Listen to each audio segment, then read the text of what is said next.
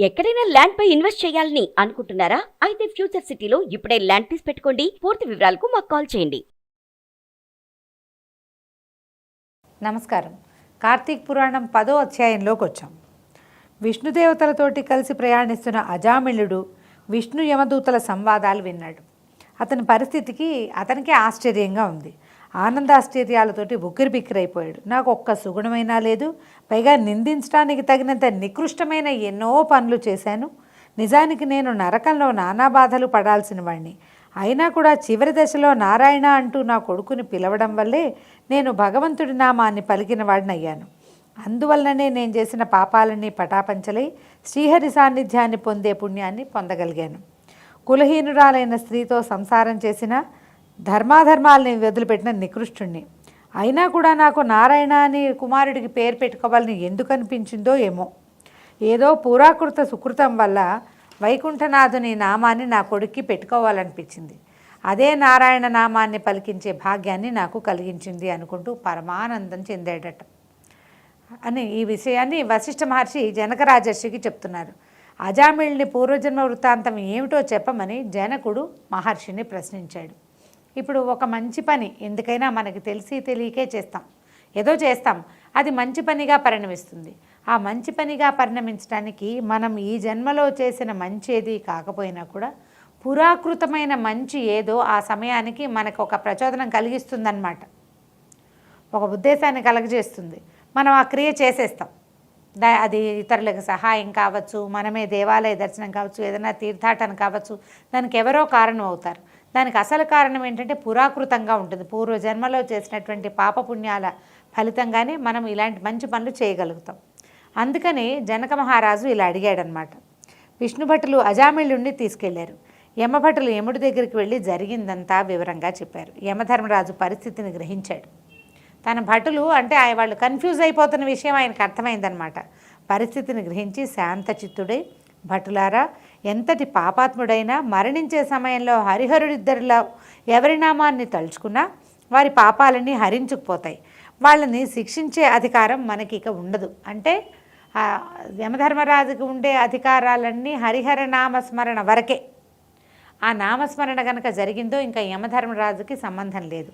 ఇదే విషయాన్ని మనకి ఇంకొక ప్రత్యేకమైన సంగతి చెప్తారండి. మనం భారతదేశంలో చెప్పుకుంటాం కాశ్యాంతు మరణాన్ముక్తి అని. కాశీలో మరణిస్తే ముక్తి లభిస్తుంది. అందుకని మన పూర్వకాలంలో పెద్దవాళ్ళు చాలామంది ఇంటి దగ్గర బాధ్యతలన్నీ తీరిపోయాక, బాగా వృద్ధాప్యం వచ్చాక ప్రయాణం చేసి కాశీకి వెళ్ళిపోయేవారు. కాశీలో మరణిస్తే ముక్తి లభిస్తుంది అని. దానికి ఒక ప్రఖ్యాతమైన విషయం ఇంకోటి ఏం చెప్తారంటే, కాశీలోకి అడుగు పెట్టంగానే మన చిట్ట అంటే మన తాలూకు తప్పొప్పుల పాపపుణ్యాల చిట్ట చిత్రగుప్తుడి చేతిలోంచి కాలభైరవుడి చేతిలోకి వెళ్ళిపోతుందట. కాలభైరవుడు శివుని ప్రమథులలో ఒకడు. ఆయన చేతిలోకి వెళ్ళిపోతుంది. ఆయన చేతిలోకి వెళ్ళిన ప్రతి వాడికి శివ సాయుధ్యమే రాయబడుతుంది. కాలభైరవుడి ఆజ్ఞ లేకుండా ఇంకా మనం ఏమీ చేయం. అందుకని కాశీ దర్శనము స్పర్శనము ఒకసారి వెళ్ళి దర్శనం చేసుకొచ్చిన, ఒకసారి కాశీ విశ్వేశ్వరుని స్పృశించే అవకాశం, కాశీలో ఏ శివలింగాన్నైనా స్పృశించే అవకాశం లభించినా కూడా వాడి చిట్ట యమధర్మరాజు చిత్రగుప్తుడి చేతిలోంచి మారిపోయి శివ సాయుధ్యాన్ని ఇవ్వగలిగేటువంటి కాలభైరవుడి చేతిలోకి మారిపోతుంది. అందుకనే మన వాళ్ళు ఖచ్చితంగా కాశీవాసం చేయాలని, కాశీ ప్రయాణం చేయాలని, ఒక్కసారైనా కాశీలో దర్శనం చేయాలని, మరణిస్తే ముక్తిని ఇలా చెప్తారు రకరకాలుగా. ఆ పాయింటే ఇక్కడ చెప్తున్నారనమాట. మరణాంతం వరకు వాడి పాపపుణ్యాలన్నీ వీళ్ళే లిస్టు రాసుకుంటారు. పంచభూతాలని, తర్వాత ఆ గోవులని, భూమి ఆకాశాలని, అందరినీ, సూర్యచంద్రుల్ని అందరినీ సాక్షులుగా పెట్టుకుని వీడి పని చేశాడు, వీడి పని చేశాడని రాసుకుంటారు. ఎప్పుడైతే వారి హరిహరుల నామాన్ని కనుక వాళ్ళు తలుచుకున్నారో మరణాసన్న సమయంలో మొత్తం చిట్టా అంతా మూసివేయబడుతుందన్నమాట. ఆ మాటని ఇప్పుడు యమధర్మరాజు చెప్తున్నాడు. వాళ్ళని శిక్షించే అధికారం ఇక యముడికి ఉండదు. అందులోనూ అజామిళుడు పూర్వజన్మలో చేసిన పుణ్యం మనం మర్చిపోలేనిదని అజామిళుని పూర్వజన్మని గురించి చెప్తున్నారు. ఎంత పుణ్యం చేసినా అతను చేసిన కొన్ని పాపకర్మల వల్ల అతను ఇక్కడ ఏం చేశాడు, అన్ని రకాలు సంఘం మంచిది కాదనమాట. అతను దోషభూయిష్టమైన జీవితాన్ని గడిపాడు. పుణ్యం వల్ల శ్రీహరినామాన్ని కుమారుడికి పెట్టుకున్నాడు. అదే పుణ్యం వల్ల శ్రీహరినామా స్మరణని చేయగలిగాడు. గత జన్మలో అజామిళుడు సౌరాష్ట్ర దేశంలో ఒక పూజారి కుటుంబంలో జన్మించాడు. సౌరాష్ట్ర అంటే గుజరాత్ అండి. పెరిగి పెద్దవాడై ఆలయంలో అర్చకత్వం నిర్వహిస్తున్నాడు. ఆలయంలో పూజలు అభిషేకాలు చేస్తూ వచ్చిన పూజా ద్రవ్యాల్ని అపహరించేవాడు. రాను రాను ఆచార వ్యవహారాల పట్ల అశ్రద్ధ ఎక్కువైంది. ఆలయంలో పరిశుద్ధతను పవిత్రతలను నిర్లక్ష్యం చేయటం మొదలుపెట్టాడు. కాలం గడుస్తున్న కొద్దీ వ్యసనాలకి అలవాటు పడ్డాడు. మంచి అందగాడైన అజామిళుడికి ఒక బ్రాహ్మణ స్త్రీతోటి పరిచయం ఏర్పడింది. ఆమె భర్త సౌమ్య గుణానికి మారుపేరుగా ఉండేవాడు.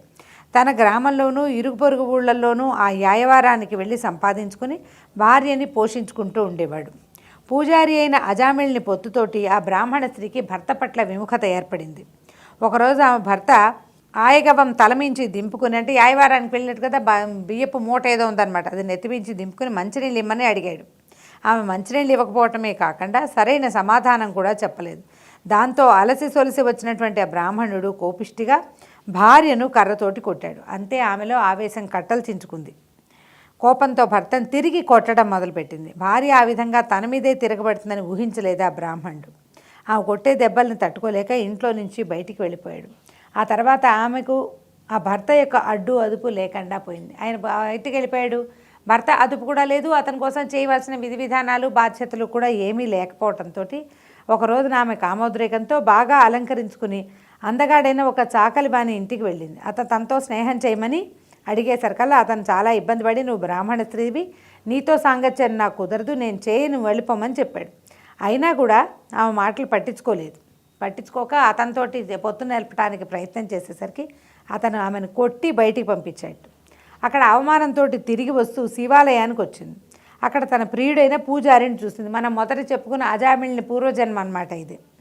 అయితే అక్కడ అతనితోటి రాత్రంతా గడిపింది. రాత్రంతా శివాలయంలో ఉండిపోయింది.